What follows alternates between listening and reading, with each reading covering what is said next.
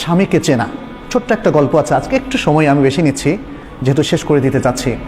আমি বেশি নেব না, ইনশাআল্লাহ আশা করি 5-6 মিনিটের মধ্যে শেষ করব। স্বামীকে চেনা।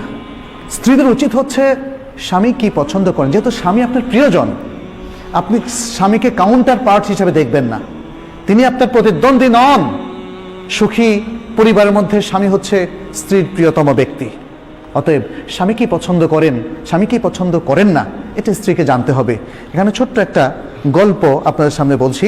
এই গল্পটা উল্লেখ করেছেন মাজান আল ফুরাই। তিনি বলছেন, একজন স্বামী তার বন্ধুকে বলল যে আমি 20 বছর ধরে সংসার করছি, অথচ আমার স্ত্রীর মধ্যে আলহামদুলিল্লাহ এমন কিছু দেখিনি যা আমাকে রাগান্বিত করে।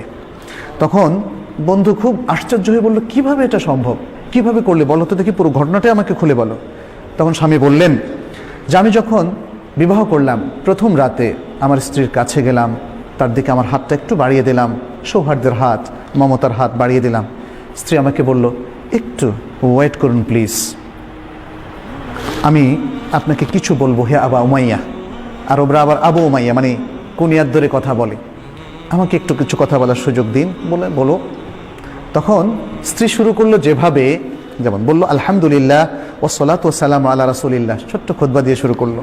বলল আমি আপনার কাছে এমন একজন অপরিচিত মহিলা, আমাদের বিবাহবন্ধন হয়েছে আজকে প্রথমবারের মতো আমাদের সাক্ষাৎ হচ্ছে, সুতরাং এখনও তো পরিচিতি আমাদের ফুল হয়নি, আমি জানি না আপনার কি আখলাক, আমাকে আপনি বলুন যে আপনি কি পছন্দ করেন, তাহলে সেটি আমি করব, আর আমাকে বলুন আপনি কি অপছন্দ করেন, তাহলে সেটি আমি বর্জন করব। এভাবে এতটুকু কথা বলে তিনি কি বললেন, যেটা আমরা খুতবায় বলি, আকুলু কাউলি হাদা ওয়া আস্তাগফিরুল্লাহ লি ওয়া লাক, আমি আমার এই কথাটা আপনার সামনে পেশ করলাম, আর আপনার জন্য আমার জন্য আল্লাহর কাছে আমি ইস্তেগফার করছি। সুবহানাল্লাহ। অনেকে হয়তো বলবেন, আরে এটা তো দেখি ওয়াজ করতেছে বাসর রাতে, এটা তো অস্বাভাবিক রকম লাগতেছে। বাসর রাতে আমরা শুনি অন্যরকম সোহাগী কথাবার্তা, যেটা সাহিত্যের মধ্যে, গল্পের মধ্যে, উপন্যাসের মধ্যে আমরা পড়ি।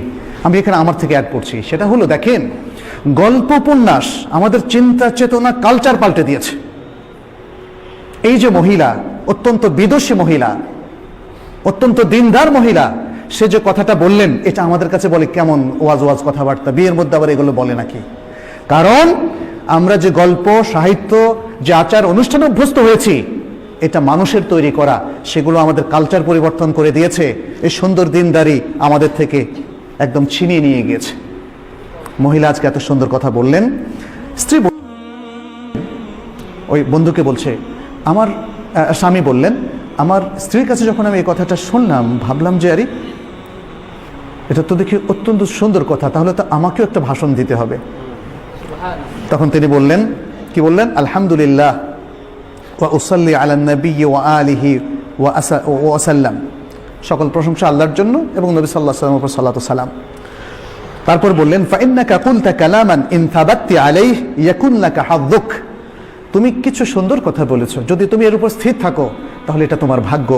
ওয়া ইন তাদঈহি ইয়াকুন হুজ্জাতান আলাইক, আর যদি তুমি এটা দাবি করে থাকো যেটা তুমি পরিপালন করবে না, তাহলে এটা তোমার বিরুদ্ধেই হুজ্জত হিসাবে, দলিল হিসাবে থাকবে। তাহলে জেনে রাখো আমার এই জিনিসগুলো পছন্দ, এই জিনিসগুলো অপছন্দ, আর মনে রেখো আমার যদি কোনো সুন্দর কিছু তুমি পাও, সুন্দর কোনো অভ্যাস, তাহলে সেটা তুমি প্রচার করো, আর যদি খারাপ কিছু দোষ তুমি খুঁজে পাও সেটা তুমি গোপন রেখো। স্ত্রী বললেন এরপরে, আচ্ছা ঠিক আছে, এটা আমি মেনে নিলাম, আমার পরিবার পরিজন যদি আপনার সাথে দেখা করতে আসে, এটা আপনার কাছে কেমন মনে হবে, কেমন ভালোবাসবেন আপনি? বলল যে খুব বেশি জিয়ারত করুক এটা আমি চাই না, মাঝে মাঝে করতে পারে। এরপরে তিনি বললেন, স্ত্রী জিজ্ঞেস করলেন যে আপনার প্রতিবেশীদের মধ্যে আপনার ঘরে কারা কারা আসুক বলে আপনি মনে করেন এবং কাদেরকে আপনি নিষেধ করেন? তখন তিনি বললেন যে আমার প্রতিবেশীদের মধ্যে এরা খুবই সজ্জন ব্যক্তি, এরা আমাদের বাসায় আসতে পারে, আর এরা অসৎ, এরা আমাদের বাসায় আসবে না। এই তারপরে স্বামী তখন তার বন্ধুকে বললেন যে ওই রাত্রে ছিল আমার জীবনের সেরা রাত, একটা সুন্দর রাত আমি যাপন করলাম আমার স্ত্রীর সাথে।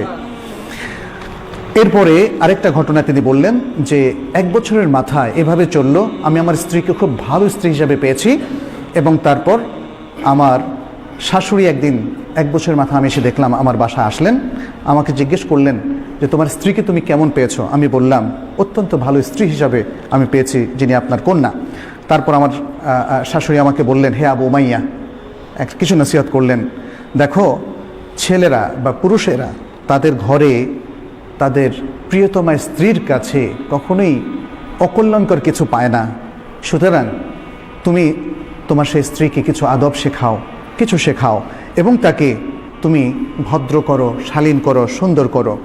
আচ্ছা, এখানে স্বামী তখন বললেন যে আমি আমার স্ত্রীকে সারা জীবনে 20 বছর মধ্যে একবারও খারাপ পাইনি, শুধু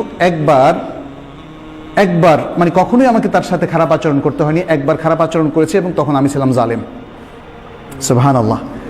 এই হচ্ছে আমাদের মেয়েরা, মুসলিম মেয়েরা।